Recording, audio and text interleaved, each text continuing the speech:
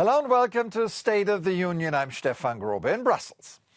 After weeks of intense criticism for its handling of the vaccine procurement process, the EU Commission played offense this week. Brussels announced it had agreed to buy a further 300 million doses from drug maker Moderna. And Pfizer-BioNTech pledged to deliver an additional 200 million doses to the EU. If Europe has enough supplies by next year, the vaccine shots will be donated to poorer countries. Flush with vaccine doses, who in Europe needs the Russian Sputnik jab? Remember when people said, oh, we don't have enough doses, we need to buy them from Russia? Well, Ursula von der Leyen let it be known what she thinks of that idea. Close to nothing.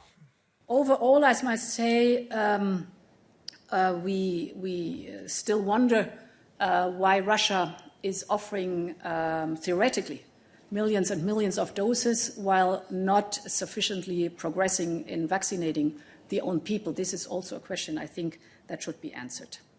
If Europe found a little respite on the vaccination front, it also had some serious relief in the area of common security. NATO's virtual defense ministers meeting this week was the first in which the new Biden administration in Washington participated. And for the Europeans, it was like dealing with like-minded and friendly people again. Yet the common problems haven't disappeared. First and foremost, Afghanistan. The question is, should the withdrawal of Western troops go ahead despite an increase of sectarian violence in that country?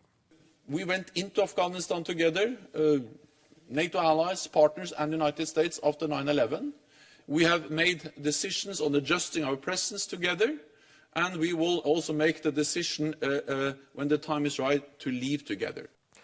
NATO is still maintaining a 10,000-strong support mission in Afghanistan after Trump sidelined the allies and struck a deal with the Taliban to pull out U.S. troops unilaterally by May the 1st. The Biden administration is now reviewing whether to stick to that deadline or risk a bloody backlash from the insurgents by staying. No decision was taken this week as the new U.S. Defense Secretary Lloyd Austin was rather looking for input from the allies to help Joe Biden make his call. Yes, you heard that right. The U.S. is willing to listen to the Europeans again and treat them as partners.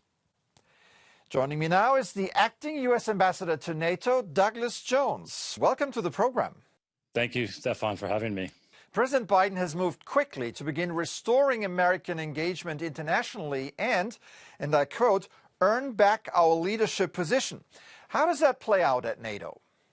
Well, Stefan, President Biden is strongly committed to reviving America's alliances, and NATO is really at the top of that list. NATO allies face a long list and growing list of threats. And so NATO is really more relevant today than it's ever been in its history. We have still an aggressive Russia. We have a persistent threat of terrorism. We're confronting threats from hybrid attacks, cyber attacks, and we're also confronting challenges from a newly assertive China.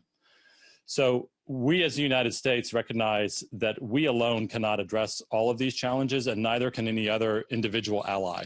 One controversial decision by Biden's predecessor, a massive troop withdrawal from Germany, has already been shelved. Yet there is a general review underway of U.S. military presence around the globe. Without preempting that review, how important are U.S. troops in Europe, especially in Germany, for U.S. national security interests? Well, Stefan, as you said, this review is ongoing, and it's a comprehensive review. It's not just of Europe, it's of global force posture globally. However, the U.S. presence in Europe remains important because the United States is committed to NATO, and we are committed to transatlantic security, and we look for all allies to contribute to that common security. One way the United States does that is by our troop presence in Europe. NATO's most urgent topic right now is the increase of violence in Afghanistan. What is President Biden's strategy for that country? This is an active discussion among NATO allies right now. At this time, no decisions have been made on force posture for the United States. The United States and all NATO allies are committed to ensuring that Afghanistan does not again become a base for terrorism that could threaten the United States or any of its allies. One idea is to leave a small counterterrorism force in Afghanistan where the Taliban, you mentioned it, Al-Qaeda and ISIS still have a presence. Is that a serious option?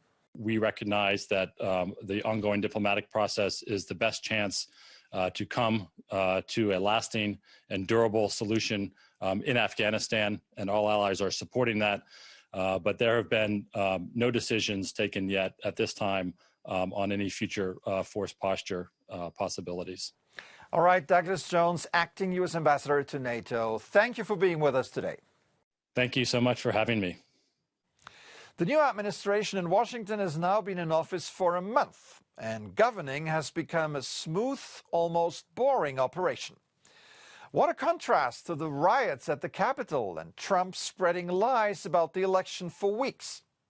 Well, if Americans want to see a peaceful transition of power, they should take Italy as an example. Mario Draghi, the man credited with largely saving the euro, formally took the helm as the country's new prime minister. At Palazzo Chigi, he received a small bell from outgoing Premier Giuseppe Conte. After the ceremony, Conte was warmly applauded as he left the government building. No violence, no verbal attacks, no rants on Twitter. Just another smooth transition of power that, well, we see so often in Italy. That's it for this edition. I'm Stefan Grobe. Thank you for watching. Have an excellent week.